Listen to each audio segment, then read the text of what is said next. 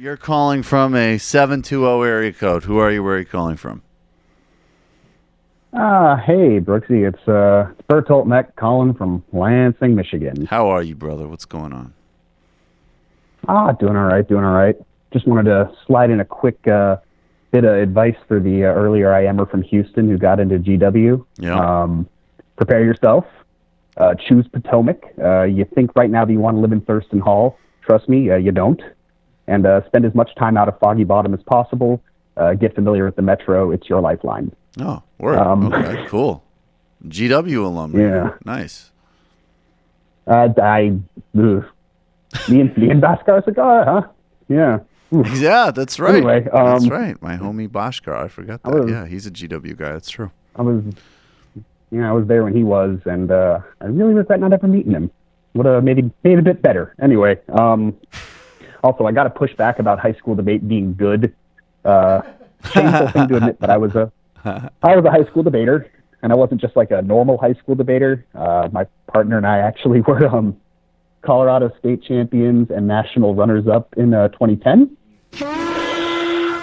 And dabbled in Parley in college a little bit, and actually coached and helped run the DC Urban Debate League my senior year of college. Oh, God. And if anyone ever tells you debate is good, actually, they're wrong. Debaters are horrible, some of the worst people in the world. And if you ever have anyone tell you that debate is actually good, tell them you've got a national runner-up and state champion who will debate them on that point and will win. I liked how you did the well actually on that one. That's an argument from authority, sir. That's an authority yes, argument. it is. Yes, it is. I'll do some ad homs too. I'll do hella ad homs. Anyway, so the real thing I wanted to call about though, is Doug Jones. Dougie. And I just wanted to kind of push back on some of the. I'm seeing a lot of articles and a lot of, not necessarily just from Donut Twitter and I'm with her Twitter, but from real commentators talking about the usage of this election as a test case, and it's not a good test case at all. Exit polling suggested that roughly 8% of GOP voters in that election believed the charges against Roy Moore, which is a heavy suggestion of depressed turnout, beyond just the general Trump effect. No doubt. The GOP turnout is 70 to 80% of the 16 numbers. We're looking at Senator Pito getting sworn in. Right. And, I in some respects, the get out the vote effort and the Dem turnout was encouraging, but it really doesn't break type with what we've seen in any of the other special elections in terms of comparing the special election turnout to the 16 turnout. In fact, the number between Alabama Hillary Clinton vote and Virginia Hillary Clinton vote for the Northam election is very similar, I think within 2 percentage points. It was like 94 and 96% of turnout from 16. Okay. So it doesn't really track that, like, we did something different or unique in Alabama beyond just what people are reacting to or Democrats rather are reacting to in terms of the Trump effect.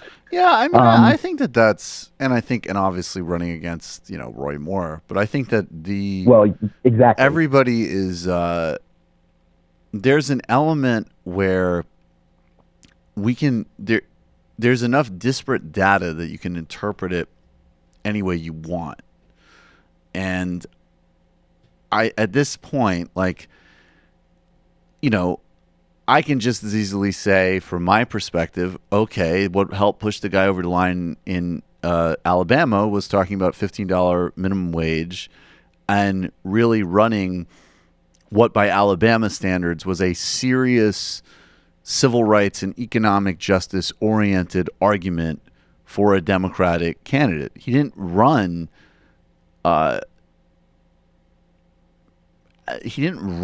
like a business third way campaign. I mean, he did a lot of, I want to work across party lines, blah, blah, and anybody who's running in that seat is going to have to say that, period.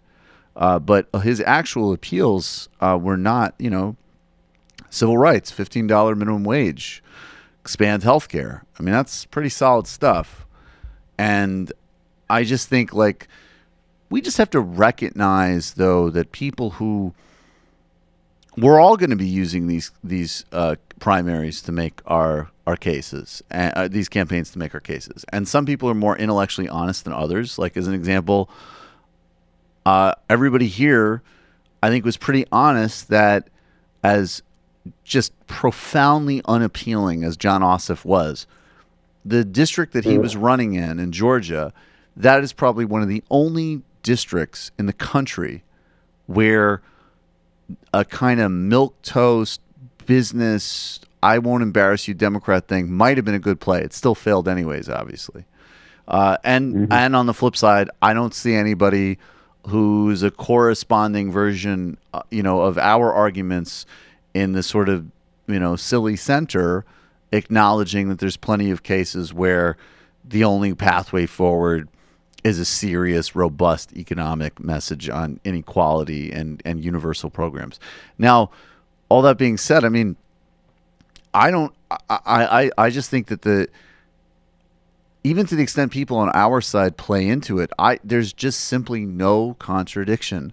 There is, if you are in any type of campaign, from the kind of horrible neoliberal center to an actual left Bernie campaign, and you're playing in today's electoral politics from anything that is remotely center to left, you need to win and run on a multiracial coalition, multi-gender, multi-identity, and you need to anchor it and ground it in a synthesis on mass economic appeal.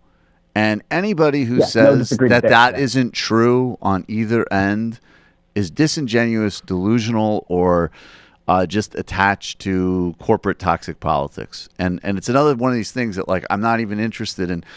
I had these debates, and I'll still have them with people I think who are good faith. But most people using Doug Jones to leverage against everybody having health care is a sign of just a totally warped mind. And I and something that just needs to be defeated politically. That's all I could say. For sure. And I don't disagree with any of that. I'm just cautioning against using it as a test case, because we're not going to, unless Dennis Hastert, decides to run again, we're not going to draw another well-known pedophile candidate. Right. As our opponent. Right. And maybe we'll get lucky and stories will come out. But I think that's just too much of a confounding factor if we're moving forward with an analysis of why it was exactly that this particular candidate in this particular race was able to win. I agree. It may be the case that Jones did run and not it may be the case. It is certainly the case. Yeah, he ran a good campaign.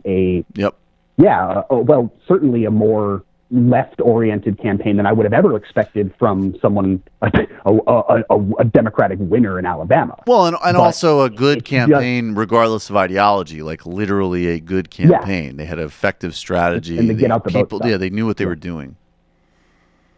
Yeah. I just, I'm the Cassandra as opposed to the Pollyanna. I'm always seeing the doom. So when I see some analyses seeing the doom. Yeah, or not.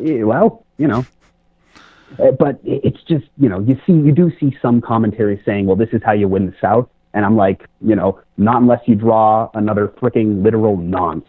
Yes. So I agree. I think you're totally right. That's that. Appreciate the call. And I guess last thing is, Oh, you sure? No, go ahead. I was just going to say it's super surreal hearing Sam on Chapo in 2017. A top 5 most surreal thing to hear. I haven't listened to that. This has been a weird year. It's a fucking weird year. Thanks, man.